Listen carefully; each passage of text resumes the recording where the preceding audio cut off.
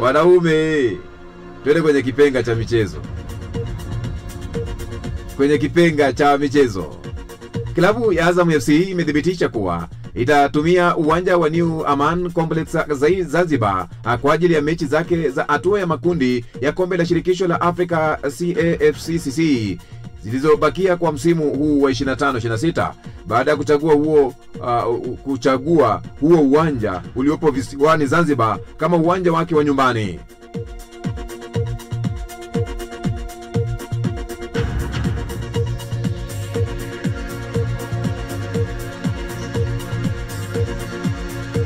Na kwingineko katika mechi zile ambapo ni soko la soka Ulaya, Tottenham wanataka kumsajili kiungo wakati wa Skochi ambaye ni McTominay, miaka 28 kutoka Napoli. Napoli ilifanya jaribio lingine la kumsajili kiungo wakati wa Uingereza Kobbie Mainoo mwenye umri wa miaka 20 kutoka Manchester United mwezi Januari, na hayo yakijiri kiungo wakati wa Brazil Lucas Paqueta miaka 28 ana nia ya kuondoka West Ham mwezi Januari, na Manchester City wameanza mazungumzo ya kiungo wakati wa safu ya ulinzi wa Hispania Rodri miaka 29 kuhusu kandarasi mpya ya wana uhakika wa kufikia makubaliano mwishoni mwa mwaka huu.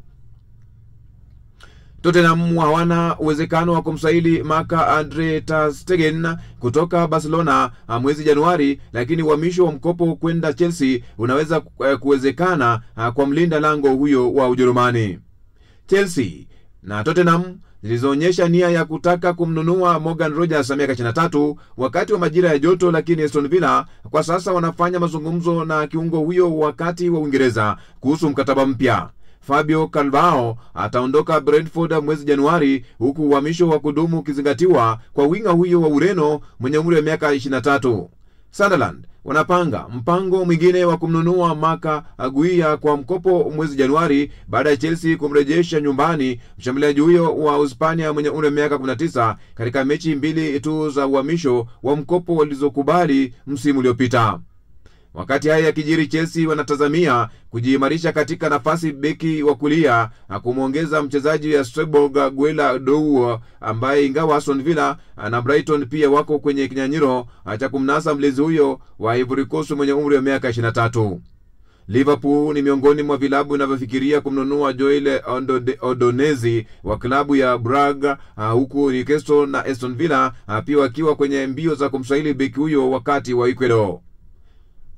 Manchester United wako kwenye mazungumzo juu ya uhamisho wa mshambuliaji wa AIK mwenye umri wa miaka 16 kutoka Sweden Kevin Phillips, na hatimaye Robbie Keane, Kieran McKenna na Ange Postecoglou wote wako kwenye orodha fupi ya kumrithi Brendan Rodgers kama meneja wa kudumu wa Celtic.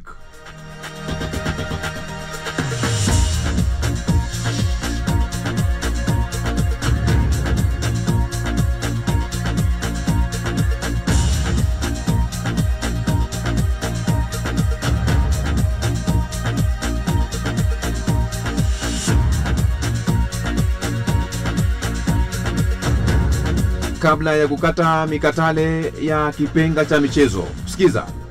Kuna maneno manne muhimu sana maishani. Neno la kwanza ni upendo, uaminifu, ukweli na heshima. Bila haya maishani mwako huna chochote. Kitu cha kwanza kuwa na upendo wa ukweli, upendo wa dhati. Kitu cha pili kuwa mwaminifu.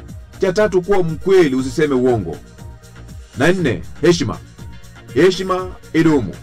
Bila haya maishani mwako huna chochote. Naongezea kwa kusema hivi, msikilizaji, bila utu na haki huwezi kuwa mwenye heshima, huwezi kuwa mkweli, huwezi kuwa mwaminifu, na huwezi kuwa na upendo zaidi. Unakuwa mnafiki tu. Bila utu. Utu ni kitu cha muhimu sana. Wakati ambapo utakuwa na utu, utamheshimu mwenzako. Ukiwa na utu, utakuwa na upendo. Ukiwa na utu, utakuwa na uaminifu. Ukiwa na utu, utakuwa mkweli. Usipokuwa na utu, unakuwa mnafiki. Na wanafiki wakati wote huwa wanajipiga wenyewe, wakifikiria kwamba wanapigwa na wanaofanyia mabaya. Yakobo alijipiga kila wakati akifikiria Esau anamuinda. Alikuwa anapigana, Yakobo anapigana na Yakobo wa ndani kwa sababu ya matendo aliyoyafanya mabaya. Na hapo ndipo natia komeo. Jina langu ni Kantona Joseph.